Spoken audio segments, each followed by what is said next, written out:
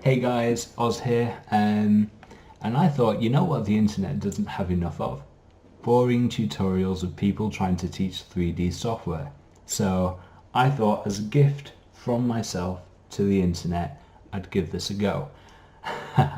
So recently I've been working a lot in 3DsMax as part of my day job, and there's not a lot of really cool and fun and interesting rigs out there. So it seems like I'm going to have to make my own. And so I'm going to do that over a period of different videos as a way of being able to say, hey guys, this is how you can rig a character. Now, this is the character that that I've created, very, very basic, but this is the character that I'm going to be rigging, or trying to, anyway. We'll see how that goes. But before I get into doing all the full rigging, I want to have a little bit of a chat about understanding transforms in general. Okay, transforms basically being the things that hold the information of where an object is in world space, in relation to the world and in relation to other objects around it. So today is going to be a very boring lesson based on transforms. I hope you enjoy it. So the first thing that I'm going to do is I'm going to create a point. Okay, I'm going to make sure that it's a cross and a box, and I'm going to place it wherever I want. Now, because I placed it down, it has gone directly onto the grid at Z0. We can see this down here is at 0. Okay.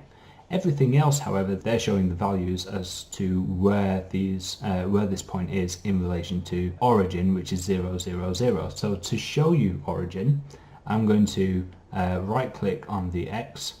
That will then move straight over to the 0 line here. Right click on the Y, and that will move it down. Where these two 0 lines meet, that is complete origin.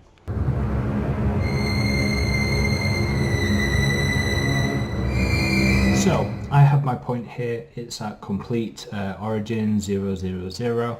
I'm going to go up to the motion panel, because this is what I really want to talk about today. This is where all of the interesting stuff, I say interesting stuff, this is where all of the keys, when we're doing our animation, all of that sort of stuff is stored. Every time that we create an object, it will be created, or typically it will be created with a transform, position, rotation and scale. Position, rotation and scale are basically the way that we talk about moving an object in 3D space. So here we have a position XYZ that's got a drop down to have Bezier floats for the X, Y and Z axis. The rotation, a Euler XYZ, once again Bezier floats, and then a Bezier scale for scale. Underneath that we have the PRS, position, rotation, scale parameters. Here we can create keys, we can delete keys. As we create a position key, we will see that it's red, rotation is green, and scale is blue, and we can delete those here. And then underneath we can look into position, a rotation and a scale individually. So looking at position at the moment, we see that we've got the different position axis. This is basically looking into what the Bezier floats are saying. So the X, we will see that here at time 0 we have a value of 0. If I put on auto key, set a key, go up to 10, and let's say move that over here, then I've got two keys now. Okay, key 1, 0, 0, key 2 is at frame 10 and it's a value of 30. Okay, and obviously we can do that if we go into Y. Let's say frame 10, it's currently got a value of 0. If I give it a value of 15, then it will move over in that direction. So I'm going to go to graph editor and then open up the curve editor. And we can see this information here as well. Axis Y is at frame 10, 15. I can also choose to change that up in this area. Say if I want to change the time to frame 20, then that will move that on. Okay, this is another way of being able to see what your keys are doing on an axis by axis basis.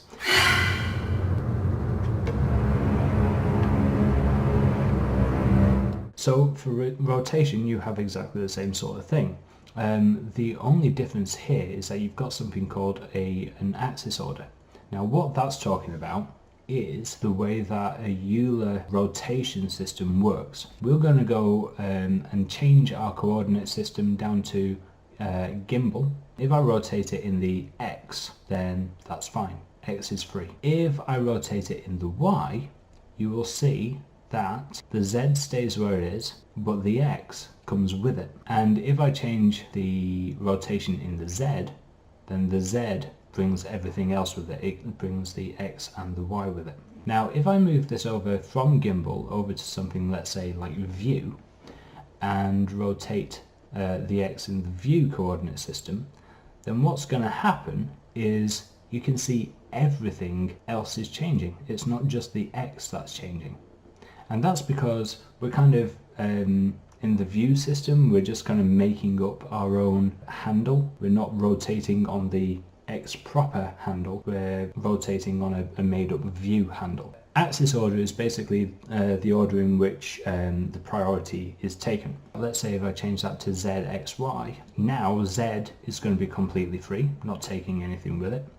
X is going to take Z but not Y, and Y is going to take everything with it. Lastly, if we go into scale, we will see that it doesn't have separate Bezier floats. Instead, it has one controller that controls all three values. So here we can see the X, Y and Z. The value for scale tends to be done in percentages rather than units. So if I scale up in the Z, then we will see here that the Z is at 230. Let's put that to 200. The Y, drag that out, the Y will go over to, let's say, 150. And the X, let's go for 50. Okay, all of the information is being held in one neat and tidy little package. Cool. I'm gonna delete this now.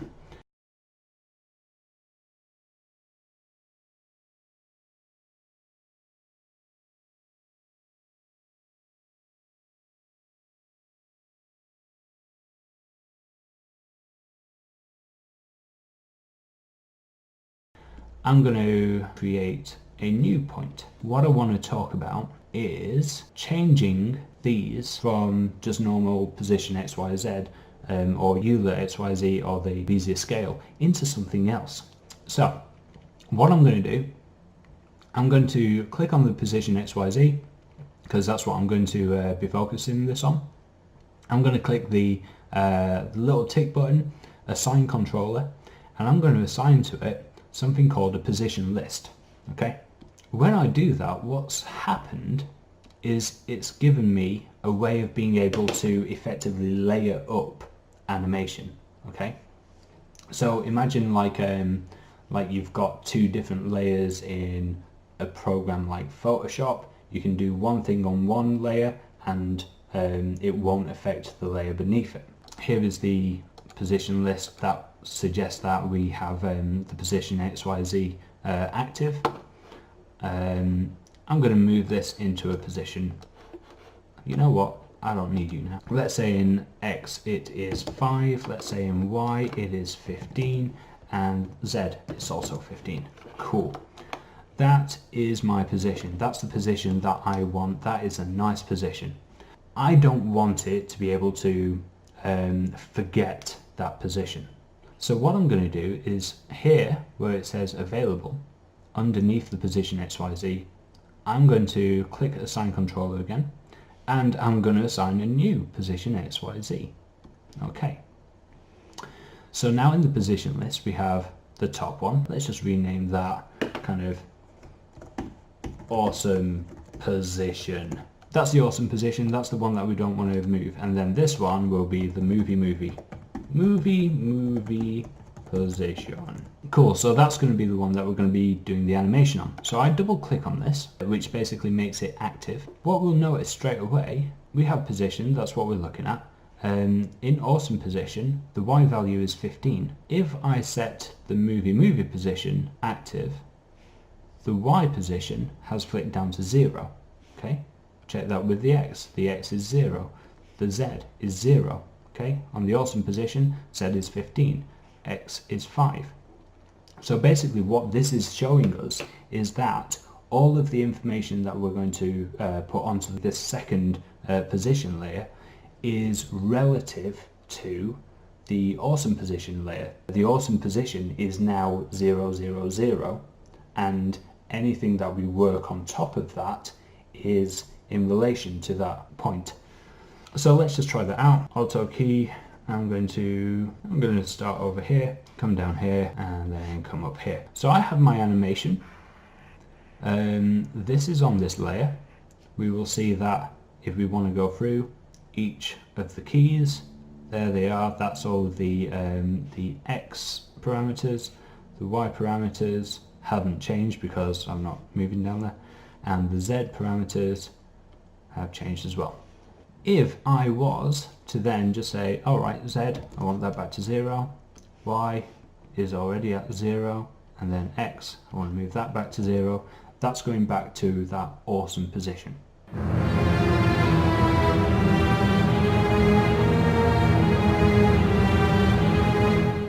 Let's say back at frame 0, if I was to select this movie layer and grab hold of its weight and move it down to 0, we're not actually seeing anything of that particular layer. What a weight is basically its way of being able to say this layer has influence over something. So when it's at 0, it doesn't have influence over something. When it's got 100, then it's got full influence over something. Let's say if it's at minus 100, then it has a mirrored influence over it. So that's minus 100, this is 100. Boom, boom. If it's at, let's say, 200, then it's at an over-exaggerated version of that position. And all of that over-exaggeration, all of that mirroring when we go into the negative values, that's all based on this awesome position.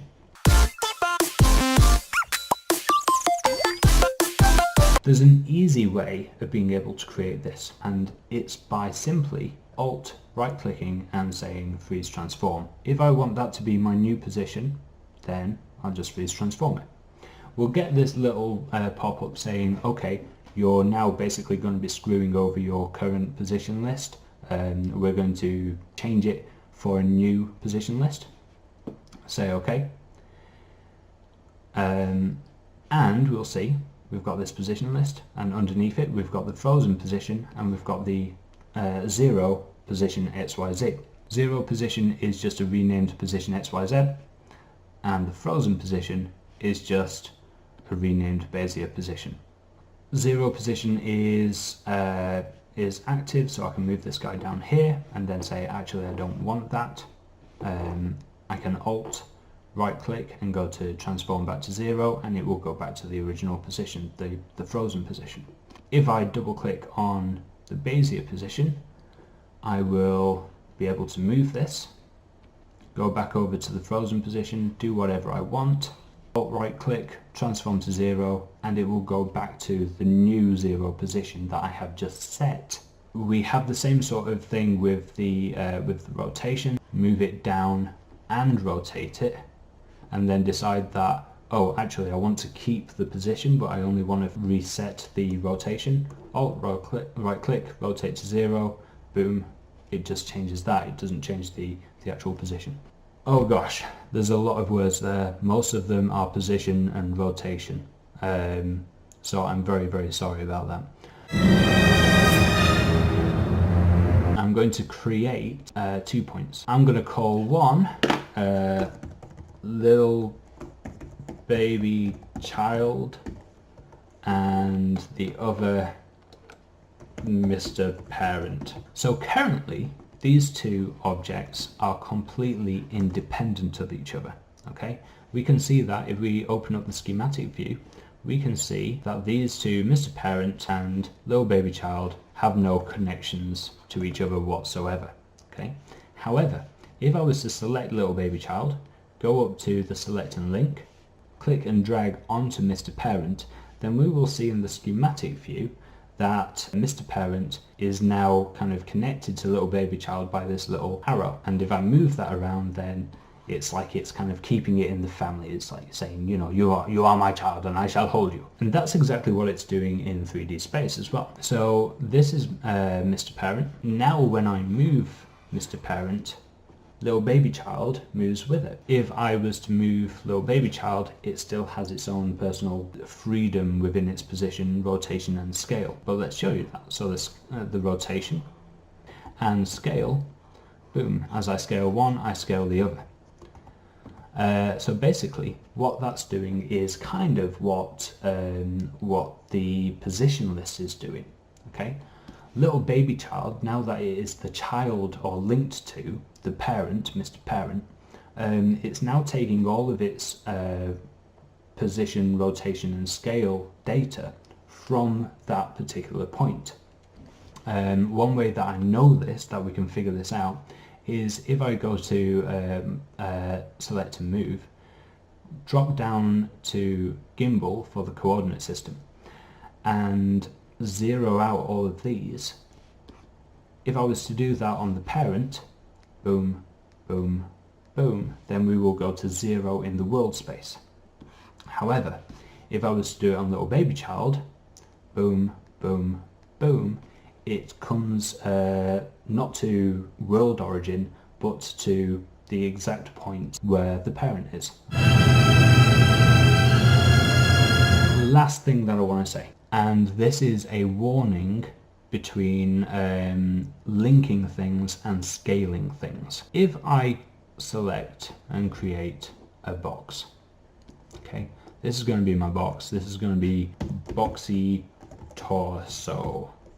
Okay, and then I'm going to create another one, and this is going to be called boxy arm. I'm just going to move and rotate boxy arm so that, you know, it's in a rough kind of arm position against boxy torso. If I was to link these two things now, we will see that boxy arm follows the torso and it rotates with the torso and it scales with the torso.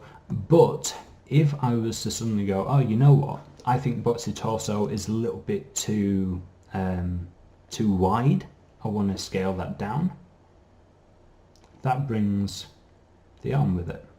Okay, so if I then say, well, no, actually I didn't want that, so I'm going to counter scale that, then this is going to be the thing that we run into.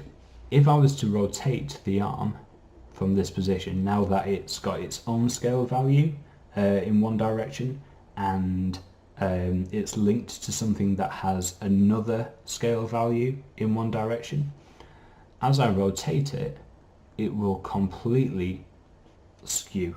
Okay, this isn't the same distance as this. Okay, now the reason why this is happening is because, once again, it's like the parent of any child is like an all-encompassing package, and if we scale that in one direction, then it's going to have a complete knock-on effect for everything else. So yeah, just a little bit of a word of warning: if ever you find yourself in a position where you've got something like boxy arm here that is rotating, but it's also kind of moving in a really, really weird way, that's probably the reason. Let me just show you this again. If I was to instead really extend that out on Y, this guy is really really long, but as he rotates down, he gets shorter.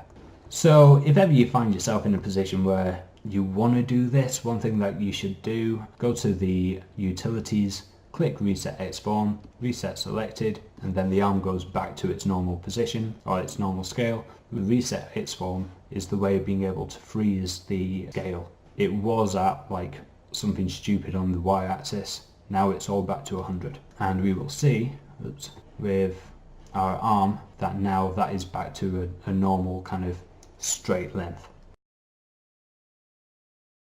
That's my understanding of how transforms work in 3ds Max. So over the next couple of videos, I'm going to start talking about my favorite constraints. Yeah, because that's a fun thing to say.